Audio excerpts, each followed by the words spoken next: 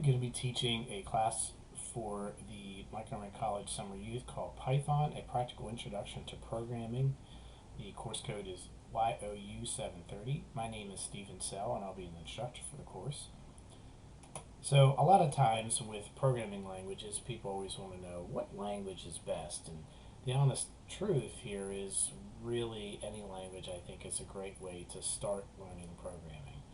So you could look at this complicated roadmap and try to go through and figure out what language might be the best thing for you, and it really depends on what you're going to do. But if you're new to programming, any language is really good to start with. I personally think Python is an excellent first language, and I'll show you why.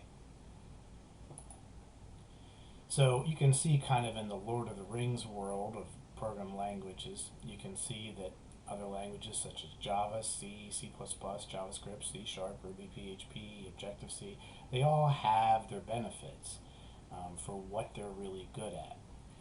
So Python is probably one of the easier languages to start with, which is why I think it's a good introductory language.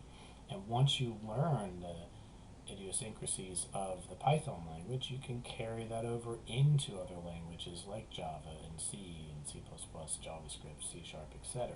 Because all languages pretty much are the same kind of premise. So Python specifically is considered to be one of the easiest to learn languages. It's really widely used. It's very portable to be used in the scientific world, the academic world. It's used for artificial intelligence. It's used in the entertainment industry. So Python is very versatile, which is again another reason why Python is a great language to start with. Python is used in web development and works very well integrating with HTML5 and CSS. It's used a lot for data mining, and it's used very effectively with analyzing data.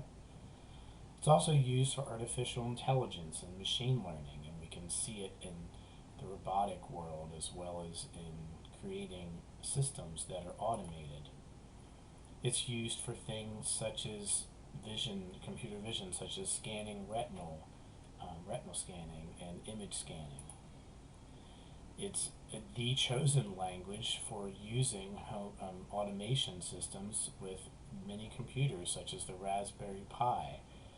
Raspberry Pi could be used to build your own home robot, but Raspberry Pi can be used for a lot of other things, such as building your own home server or media server, or automating your home. Or Raspberry Pi is extremely versatile mini computer and really is a whole class in itself, but the language that the Raspberry Pi works with is Python. Python has a great plugin called Pygame, which is used for game development. Also, Python works really well with scraping the web for some basic information you might need. So let's say that one day you might work for a development company and you need to go out and find what kind of data and information that company might have that's out there, and Python works really well with going out and gathering that data from the web very easily.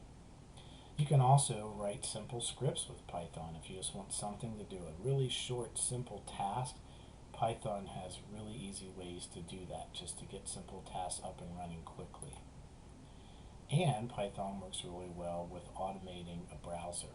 So if you want a web browser like Google Chrome or Firefox, whatever you might be using, you want it to do something automatically to some kind of purpose, Python is a really good chosen language for that. And Python also is really good for some basic graphic user interface development. We'll be doing some of these things in the class. We will be doing some of these things such as some basic graphic development, maybe some game development.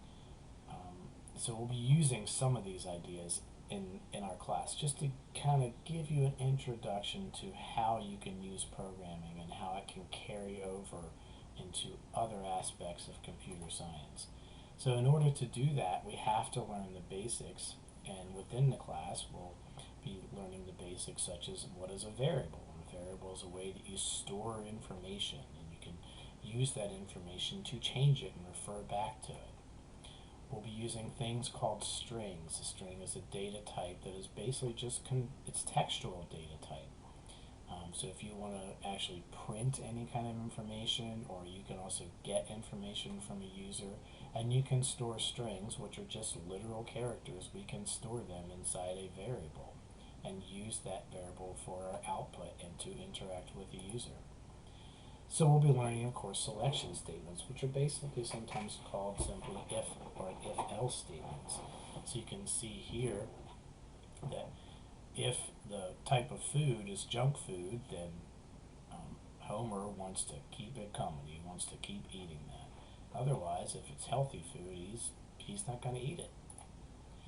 We're going to be learning about different types of loops, specifically for loops, which are really easy to work with in Python. And by the way, this is some example Python syntax. You can see it's very easy to work with. There's no semicolons. It's very syntactically easy to follow. So we're learning for loops, which are really good when you want to repeat some kind of instruction for as many times as you want to do it.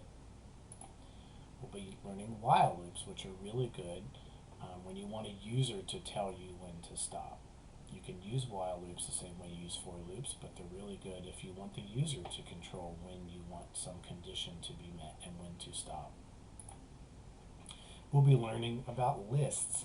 Lists are a simple data structure that can be used to hold a wide variety of different types of data. In this example, it's storing some Marvel superheroes.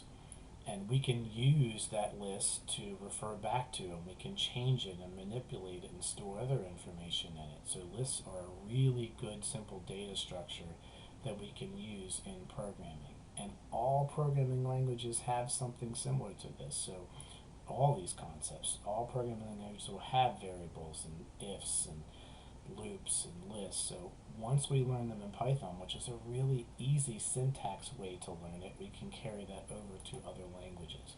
We'll also be learning about functions. So functions are basically a process, a mini subroutine that does something. You can see here this function, which is thought of as kind of like a little mini machine, is being sent the number 5, and then it will multiply it by 10, and then it sends that output, that end result, onto this machine, which will take that number and divide it by 2, and then the end result is 25. So we can see that we can use functions in many different ways to get input and then do some process and get output, and we can use functions with other functions like we see here. So where can you take this? The next level for you is really up to you.